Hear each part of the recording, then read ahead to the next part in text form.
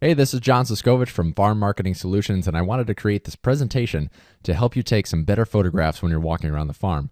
Now, photographs are the most powerful weapon in your farm marketing arsenal, and I wanted to give you a few tips so that you can take some better photographs and get more mileage out of them. So we'll start out with the necessary equipment. Now, everyone nowadays has either a smartphone or a point-and-shoot camera. So smartphones, the technology has definitely increased a millionfold on how good the pictures come out. I have a phone from Verizon that the pictures are pretty phenomenal. And the benefit there is that I can upload it right to Facebook or Instagram or right to my website and get that message out right away and continue on my day. I also always carry with me a point and shoot camera. It's about the size of my cell phone. It has some more features and functions on it than my cell phone does. And it takes a little nicer pictures because its only function in life is to be a camera. It's not supposed to be a phone and a computer and a GPS and all this other stuff. It's just a camera. And it's about the size of my cell phone. And right underneath it, you can see I have my carrying case. That slides on my belt, and I keep it behind me, not on the side because my arms would hit it when I'm swinging, but right on my back. And I could just reach behind, unzip the pouch. Some people prefer Velcro. I like the zipper because it keeps more stuff out of it. Unzip the pouch, take the camera out, take my picture, put it back in, zip it up, and be on my way. I can do that really fast. There's been a lot of practice with that. So, these are two of the things that I would definitely have on my person at all time if I want to be taking pictures around the farm. You don't need a huge DSLR camera with interchangeable lenses and a big clunky body. Those are very expensive. Dirt gets in them very easily, and they're tougher to replace, and it's just impractical to carry around on the farm. So this guy, Ken Rockwell, has kenrockwell.com, and he has pretty much all the information you could ever want in taking photographs. He has reviews up there on lenses, cameras, camera bodies, how to take better pictures, what everything in a camera means. If you have some time and interest in photography, I think everybody knows who Ken Rockwell is. He's helped out a lot of people, and he's helped me out through the years too, so I don't mind plugging him in this video at all. That, and I'm going to reference one of the things that he talks about, and that's before you take a photograph, fart. Which, pretty funny. Everybody laugh. I'm being 90 years old, and I'm going to laugh at the word fart. But that's feel, ask, refine, and take. And we'll get into what those mean.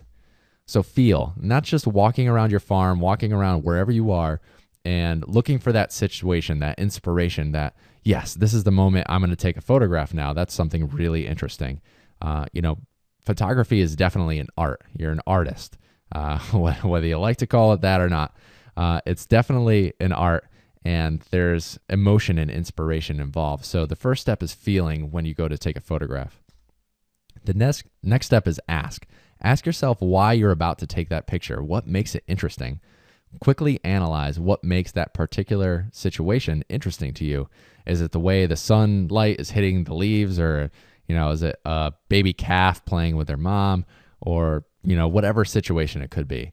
And that'll become second nature after a while. You won't always have to spend like half an hour saying, oh, why is this interesting to me? And sometimes it'll jump out right at you, and sometimes you'll have to think about it for a second. And it could be really relaxing and a lot of fun to inspect what makes things interesting. It also makes for better photographs because you stop and think about it for a second instead of just, oh, I think that looks interesting, taking a picture. You kind of miss out on why it was interesting, and you just keep running because you have something else to do. And you can't let what's urgent override what's important. And taking pictures around your farm during the year when it's in season is really important. Even if you don't use them that day, to have those, kind of in the bank, really, really important, because you can use them for marketing. You can use them for a whole host of things later on. But if you never take the photographs in the first place, it does you no good. So the next step is refine. What specifically makes that photograph interesting, or that photo opportunity? And then make that the focus of your image. You don't want this, if there's one little thing that makes the photo interesting, you don't want all the other stuff to be in focus as well on the photograph. So ask yourself, is there another angle that could make it even more interesting than it already is? And get rid of anything that distracts from the main focus of the photo. So if you have one tomato that's beautiful on the vine, you don't want a picture of, their whole row of tomatoes. You want just that tomato in focus and the rest of it out of focus, or take the picture from an angle that's going to really showcase that one thing that makes that photograph interesting to you. And the last step is take. Make sure the settings on your camera are set to capture the image the way you want to see it. And that requires a little bit of technical knowledge, but it doesn't have to be that bad. And to be quite honest, a lot of the photographs that I take on automatic because I'm a farmer and I'm constantly running. And, those first 3 steps are really, really second nature to me at this point. I get my framing right and I know what's interesting and I've lined up my shot and I take the photograph, but I use my automatic settings because, as I mentioned with smartphones and the other point and shoot cameras, the technology is there. I mean, it's they're getting there, and that does a lot for you. And a lot of times those automatic settings will take a pretty decent photograph. Now, if you're a professional photographer, you're not going to use the automatic settings, but if you're a professional photographer, you probably have a little bit more time to put into that photograph. But if you're taking it on the go, automatic's not a bad way to start until you learn, a little bit more of how your camera works. And also take a few photographs. Digital photos are easy to edit, organize, and delete. You can only kick yourself in the butt for the pictures that you don't take. It's better to, take a bunch of pictures now and then have to go through them later than only take a few pictures and realize that you missed out on something because you didn't want to take too many photos. Gone are the days of film cameras where you can only take, 24 shots at a time on a roll. The average digital camera takes like 1,000 photos. So you got a lot of room to maneuver there. So there's 3 things you can do to concentrate on right now to take better photographs, and that's framing, interest, and lighting. Now your framing, notice that I don't have them in the very center of the photograph. I have them up and to the left a little bit if you're looking right at it. And that opens up the background a little bit. It's not in focus, so it doesn't draw your attention, but it can show that it's a farm and there's the shelf or greenhouse there and some row crops. But the main focus is on him, and I followed the rule of thirds to do that. And the rule of thirds adds a lot of interest to your photographs. And that's simply cutting your photograph into 3 sections vertically and horizontally, and putting the main focus of whatever you're taking a picture of on one of those intersections or one of those lines. That ensures that you don't have way too much headspace, or you're have too much in focus that is not the point of the photograph.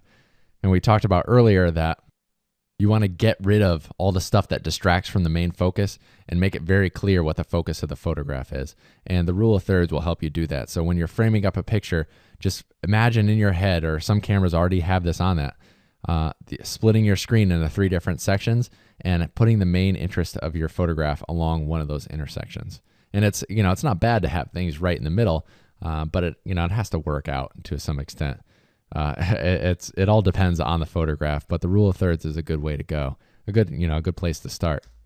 The next is interest. So if I was so I'm 5'10", and if I'm standing next to this rake, it wouldn't be an interesting photo if I'm just taking it from eye level. I'm looking down. That's the way everybody sees it. Everybody around my height is going to see this rake that way, this hay rake.